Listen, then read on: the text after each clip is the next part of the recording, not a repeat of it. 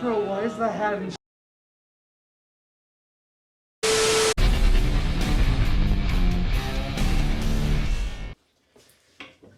So after looking at Kingdom Tigertron last video, I think it's time to look at the figure I actually consider to be the best of the year. Now there isn't much that I need to introduce this figure, Kingdom Cyclonus. I feel this is one of the best figures we got in the whole year. And I feel we need to start off with this figure's vehicle mode. Any interruptions, Charlie? That's what I thought. So let's get into the review.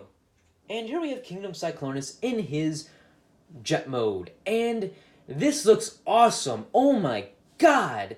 I mean, like, I'll be honest. I haven't had a lot of Cyclonus figures. I've only just recently gotten them. And after going through the mess that was Earthrise RC and going through the goodness that is the Kingdom Tigertron, it's great to see a fully clean vehicle mode. And yeah, if you flip it over, you do see a bit of kibble, but come on. Compared to other jet transformers, this is way better. Now, let's quickly bring in the past Cyclonus figures. First, let's bring in the Combiner Wars Cyclonus figure, and the original old one. I believe this is the Henkei version. I'm not 100% sure, because I got this figure in a bundle pack. But these figures, while having their own merits and qualities, are very flawed. For instance, this is a Silverbolt figure, remade into Cyclonus. And while that's cool, you know, this isn't Cyclonus. Like, Cyclonus is sleek, slim, and has a lot of, like, oomph to him. He's supposed to be moving like a samurai, at least what I've seen in the IDW comics. But this figure does not show that, which I'll show you in the robot mode. And again, showing that bottom, this was the last Cyclonus figure we got. Look at that. The difference to that is night and day. And now looking at this figure, while this figure does come with a bit more, that being the Target Master, I feel like this figure succeeds over it by being just better. It's a stronger transformation, a stronger looking jet. I mean, personally, I see the brilliance of this figure, but, I mean, come on. Look at that. That is not a good way to do a jet transformer. And I will eventually want to review this figure, but it just matters when I feel like it. So I feel like out of the 3 Cyclonus figures, this is the best Cyclonus we've gotten. And there isn't really much to say. The painting and sculpting on this figure is awesome. It has a lot of great mechanical detail. Some great light piping through the window, which you could get stickers for with repro labels. And yeah, there isn't really much to complain about. The only thing I could really complain about is the weapon storage. That is because it doesn't have any. The only place it could store is really up there, or in here, or that's it.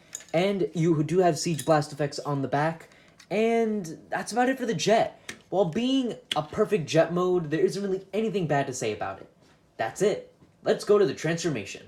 Oh, but before we do that, let's bring in some other figures since I don't normally do vehicle mode comparisons. Here is Kingdom Cyclonus with Studio Series Scourge, which they scale great together in my opinion. And and Kingdom Galvatron. And yeah, these two look pretty good together. Yeah, I don't know if this is supposed to scale well because Galvatron rode inside a Cyclonus, or was that Armada? I don't know. It doesn't really matter, because G1 is weird. But yeah, that's about it for that. Let's go into that transformation.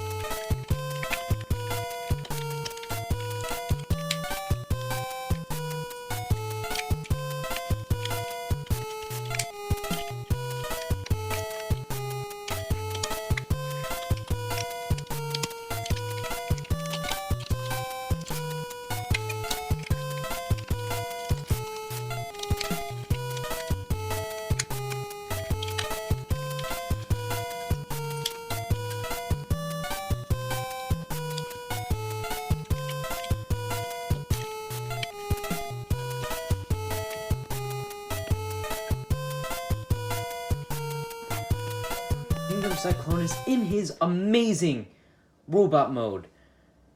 Oh boy, there isn't really much to say about this figure. It's so good. Now, I do have one issue, and this is actually two. Three, I guess. This has a couple problems.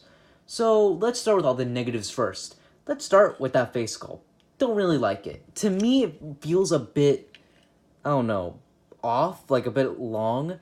Yeah, I know he kind of looks like that in the show, but I feel like he had a bit more of a squat face. Personally, I like the IDW head better. I plan to get an upgrade kit to replace this head, but this is fine. Now, another thing I've heard is yellowing problems. Now, this figure I've seen some cases of yellowing, that being on this part right here. It goes through the paint. Mine, I feel like, will begin to start doing that. And another thing I don't like is that this landing gear is very loose on this leg, and the landing gear on this one is very tight on this leg. So that's a bit of an issue, but I think all these issues are able to look past and are fixable. The head sculpt, get an upgrade kit or replace it.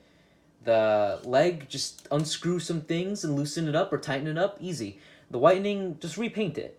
So there are solutions to this, but I feel like this figure has a lot more goods than bads. Now let's start with the good. That backpack. No backpack at all. And he has all his posability still, except for a waist swivel. But he kind of solves that by having his crotch be his waist swivel. I think that works perfectly fine. And I'm very happy with this. It's almost a perfect figure, to be honest. If those issues didn't exist and it came with a bit more interesting weapons, then I would think this is a completely perfect figure. Let's look at those weapons. That is this gun. That's it. Just this gun. It's not a bad gun, but it's definitely not like anything amazing. I definitely prefer the guns that came with Scourge or Tigertron or stuff like that. But I 3D printed this sword. This is from Firetox Designs. And it could go in here on the back, and this is a reference to his IDW sword, and I think this looks very, very nice. I still have yet to paint it, but I think this came out great. Of course, it has some tolerances that I have to fix myself, but I think that this has a lot potential, and it is a very simple figure. The transformation is so much fun. Like, having a fun transformation is very hard. Having a memorable transformation is really hard. Just look at something like, I don't know, Kingdom Tracks or Earthrise RC. Two figures I think that are poorly made.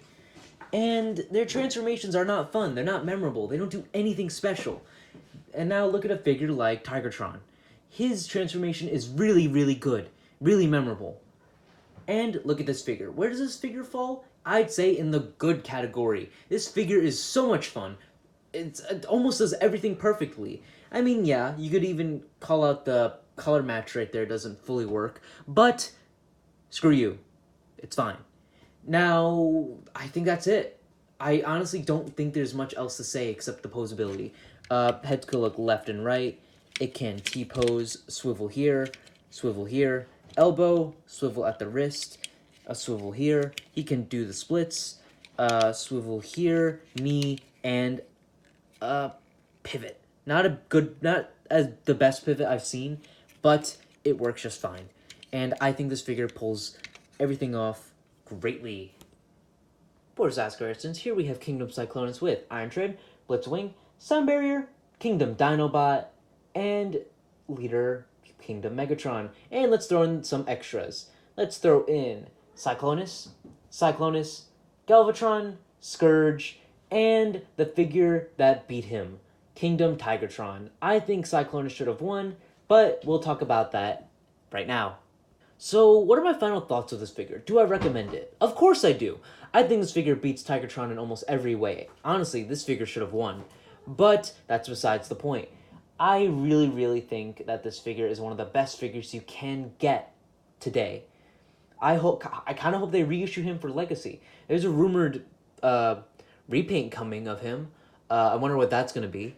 But I'm very, very happy with this figure, and he's honestly a figure that will stay in my collection forever.